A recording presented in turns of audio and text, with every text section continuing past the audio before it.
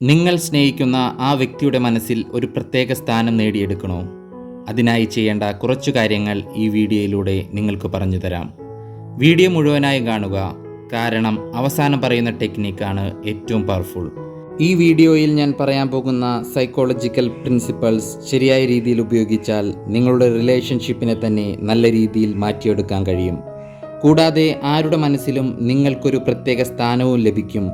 So welcome to my channel golden thoughts.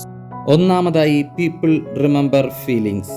അതെ, മനുഷ്യർ നിങ്ങളുടെ വാക്കുകളേക്കാൾ കൂടുതലായി നിങ്ങളുടെ കൂടെയായിരുന്നപ്പോൾ അവർക്ക് എങ്ങനെ ഫീൽ ചെയ്തു എന്നതാണ് കൂടുതൽ ഓർക്കുന്നത്.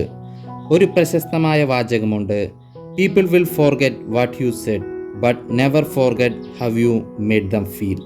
അതുകൊണ്ട് അവരുടെ കൂടെ ആയിരിക്കുന്ന സമയത്ത് അവരെ ഇംപ്രസ് ചെയ്യാൻ ശ്രമിക്കുന്നതിനേക്കാൾ അവരുമായി നല്ലൊരു അറ്റാച്ച്മെൻ്റ് ഉണ്ടാക്കൂ. മെൻ്റലി അവർക്ക് നിങ്ങളുമായി ഒരു കണക്ഷൻ ഉണ്ടായാൽ നിങ്ങളോട് കൂടിയുള്ള സമയങ്ങൾ അവർ എൻജോയ് ചെയ്യും. അതുവഴി ആ സമയങ്ങളും നിങ്ങളെയും അവർ ഓർത്തിരിക്കും. രണ്ടാമതായി, അവരുമായി ഒരു കൺസിസ്റ്റൻ്റ് കമ്മ്യൂണിക്കേഷൻ ഉണ്ടായിരിക്കണം. ഒരാളെ നമ്മൾ എന്നും കാണുകയും അവരുമായി എന്നും സംസാരിക്കുമ്പോൾ അവരോട് കൂടുതൽ ഫെമിലാരിറ്റി തോന്നും. പക്ഷേ ഓർക്കുക, ഓരോ 5 മിനിറ്റിലും മെസ്സേജ് അയക്കുക എന്നതല്ല, ക്വാളിറ്റി ഇൻറ്ററാക്ഷനാണ് വേണ്ടത്. മൂന്നാമതായി, ആക്റ്റീവ് ലിസണിങ്. ഏറ്റവും അട്രാക്റ്റീവ് ക്വാളിറ്റി എന്താണെന്നറിയാമോ? നമ്മൾ സ്നേഹിക്കുന്ന വ്യക്തിയെ ശ്രദ്ധയോടെ കേൾക്കുക എന്നത്. മനുഷ്യർ സ്വന്തം കാര്യങ്ങൾ ശ്രദ്ധയോടെ കേൾക്കുന്നവരെയാണ് കൂടുതൽ ഇഷ്ടപ്പെടുന്നത്. അതൊരു സൈക്കോളജിക്കൽ ട്രൂത്താണ്. അതുകൊണ്ട് നിങ്ങൾ ഇഷ്ടപ്പെടുന്നവരുടെ ഡ്രീംസ്, പ്രോബ്ലംസ്, ഗോൾസ് ഇവയെല്ലാം ഓർക്കുക. ഇതേക്കുറിച്ച് അവർ നിങ്ങളോട് സംസാരിക്കുമ്പോൾ ശ്രദ്ധയോടെ കേൾക്കുക. ശരിയായ അഭിപ്രായങ്ങൾ അവരുമായി പങ്കുവെക്കുക. അപ്പോൾ അവർ നിങ്ങളെ സ്പെഷ്യലായി കാണാൻ തുടങ്ങും.